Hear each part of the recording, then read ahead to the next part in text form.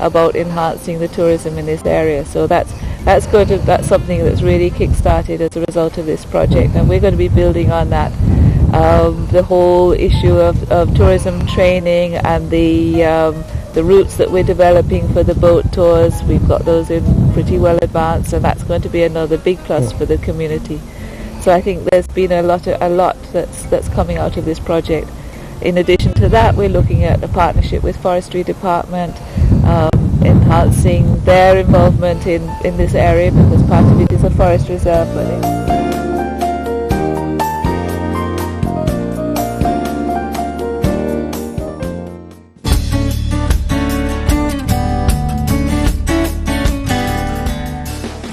Since the restoration of the pond began, we have seen significant changes in it.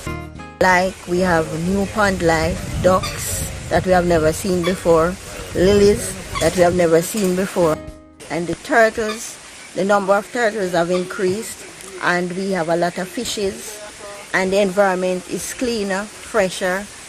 So because of that, I think that is why we have so many new pond lives in the pond.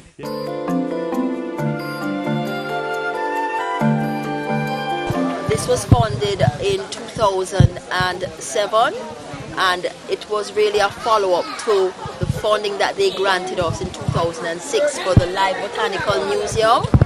Live Botanical Museum here in the on the Dolphin Head Hiking Trail was supposed to represent a live museum showing some of the endemic plant species of the Dolphin Head Mountains, as well as some of the endemic plant species of Jamaica.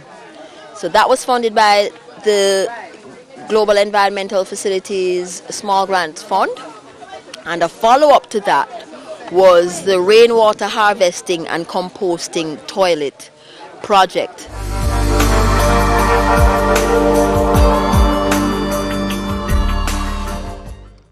More than 108 hectares is under sustainable land management through reforestation or improved farming techniques which avoid malpractices such as deforestation, overuse of inorganic inputs, fertilizers, fungicides, insecticides to name a few, and slash and burn agriculture.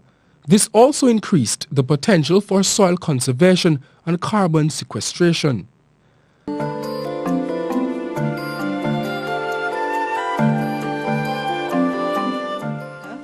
We work very closely with the Small Grants Program here in Jamaica on a number of our projects. We are co-financiers on those projects through a formal memorandum of understanding and arrangement.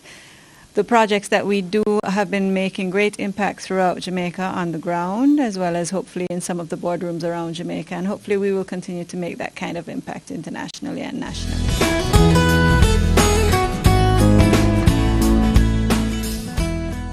And we cover a 50 kilometer radius of Christiana, and of course I was born and grown in the area, and I'm happy that the people in the community still accept me, that I can, what I would say like a renaissance of the community, coming from Irish potato, looking at other crops.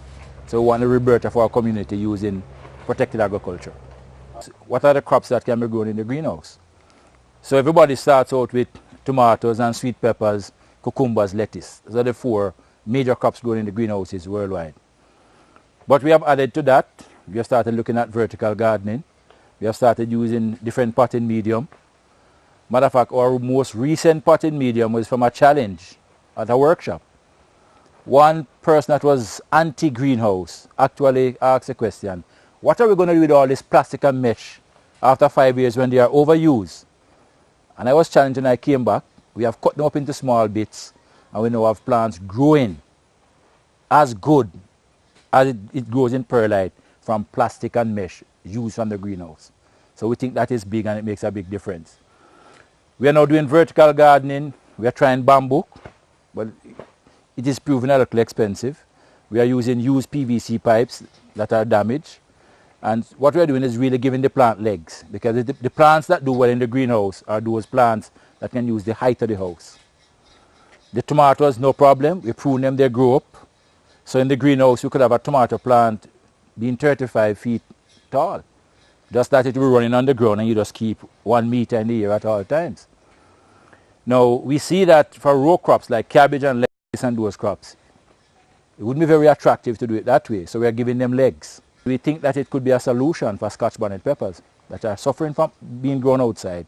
We could now put them inside. One of our most recent achievement is growing ginger under protected agriculture in the greenhouse. And that one is mind-boggling because when a farmer is happy at 8-1, we are seen as much as 80-1. And we are excited about that. We want that to be validated by the research station at Borders. They visited and we think that we are on the right track and that could make a big difference. So Irish potatoes and ginger, maybe our greenhouses soon will be producing planting material just for those crops so that the people in the community can benefit.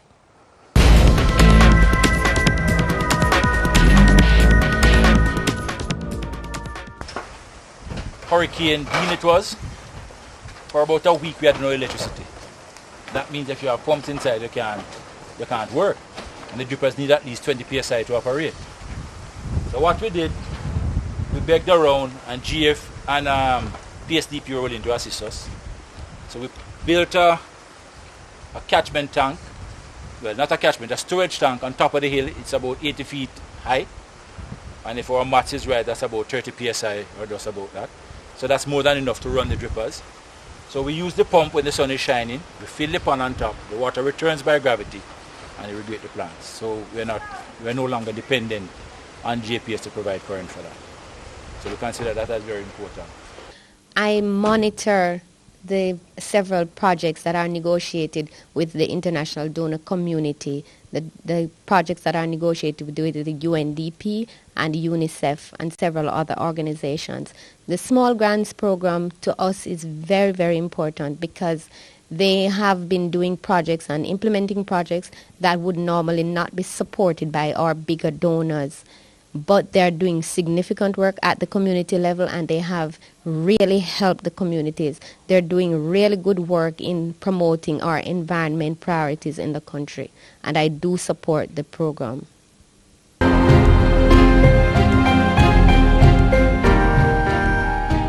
We started from a small tunnel house where our success wasn't good inside here. We had a lot of problems. Trees were so low and very hot. So we venture in these bigger greenhouses where we can produce better crops inside here, like tomatoes and garden egg and sweet pepper. Now we have only tomatoes here now. And as you can see, since December we started reaping tomatoes and we have gone more than 4,000 pounds already. We reap like 450, 500 pounds per week from these trees.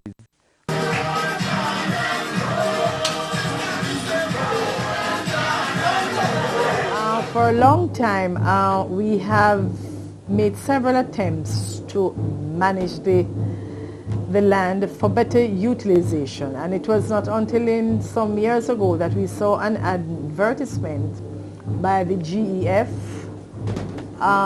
small grants project that we decided to make an application.